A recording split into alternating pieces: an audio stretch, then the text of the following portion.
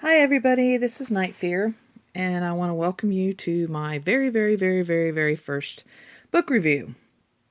And I had thought about it, and I was not going to be doing book reviews on my channel because, I don't know, they're a little difficult for me sometimes um, to know what to say, what not to say, that kind of thing. And so I had thought about it, and I was just going to do TBR videos and wrap up videos, and maybe every once in a while a tag or a discussion video. But I finished this book a few days ago and have been thinking about it off and on, and I have decided that I really think that a lot of people would enjoy this book. And it is an older book, and so I thought I would go ahead and review it and maybe encourage some of you guys to read this book. Now, I'm not good with the genres, but I think you would consider this a dystopian book, kind of. Um, it does take place in another world. It doesn't say a lot about why or what exactly happened, but basically, um, the way the world is now, and I'm going to talk about outside the prison first, and then I'll talk about the prison. So, outside the prison, they're basically like a Victorian age, Elizabethan age, you know, like historical romance. You get that kind of feel. Where they have a queen. It's all intrigue, and they have the court and things like that. Well, that is the way they have to stay. They are not allowed to progress. They are not allowed, even though they do have technology, and you see it on and off in the book. They're not really supposed to have that technology. They call it protocol, and so that's the world that you're reading about. Now the prison, which is Incarceron, okay, nobody knows where the prison is. No, supposedly nobody has entered or left the prison since it was built. And you find a little bit out about that. I'm not going to spoil that, but there is a story about that too. But basically, the prison was built to rehabilitate the prisoners that went into the prison, and it was supposed to be made like a paradise, a self-sustaining paradise. And Incarceron was made as it was supposed to be like a guardian of this paradise. All right. So anyway, this book starts out, and it's a two point of view. The first point of view, that the first chapter starts out. His name is Finn. He is actually inside of Incarceron, and it never tells you what he did, or why they say was a prisoner, or, well, because also part of the prison recycles things, and you can be cell-born, which means the prison actually creates you. And so Finn thinks he was born outside of the prison, and everybody is convinced that no, you can't have been born because nobody comes inside the prison, so you have to be cell-born. And so that's kind of an inner thing that he fights with himself about, whether he's was born on the outside, or if he was cell-born. So is he crazy or is he not crazy, kind of thing.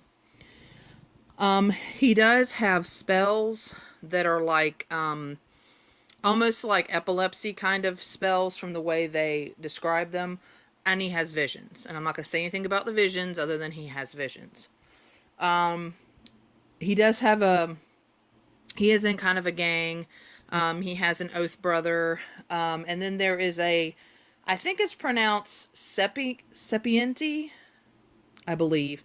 But anyway, his name is Gildus, and he's kind of like an elder, kind of a wise man kind of thing. And they were, well, when the prison was first built, they're the ones that actually built the prison, designed it, that kind of thing.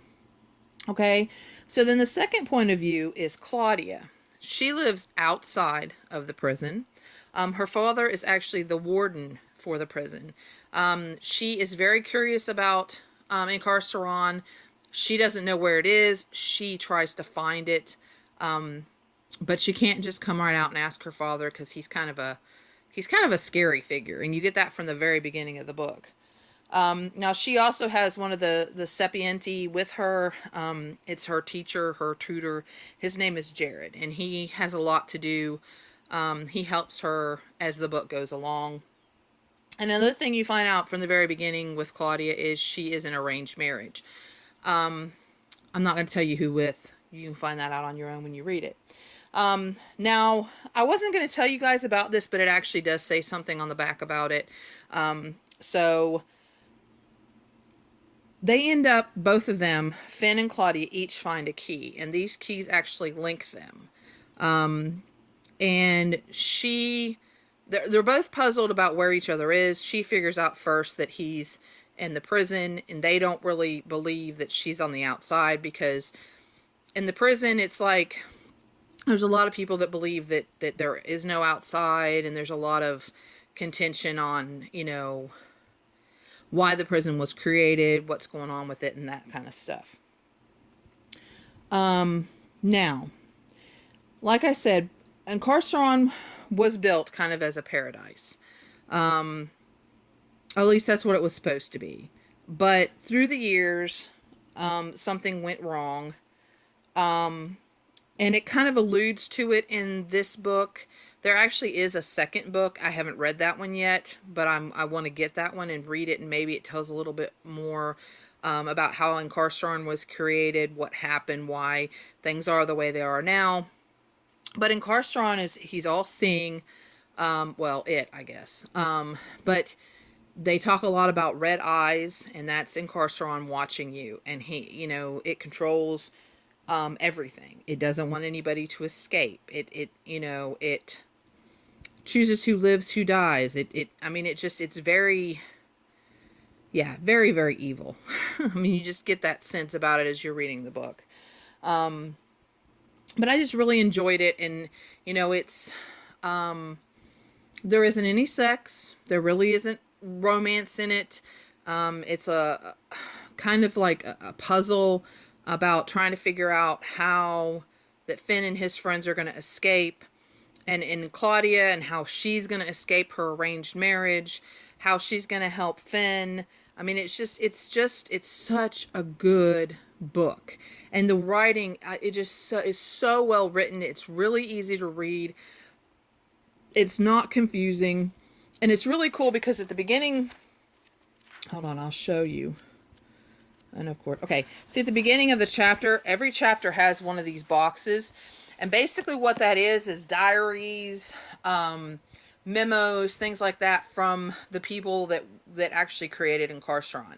And so you get little glimpses here and there about why they created, what happened, what was going on, and it's kind of cool. And it would be like, it would be cool for her to write like the books or another book, with that more in depth of those stories.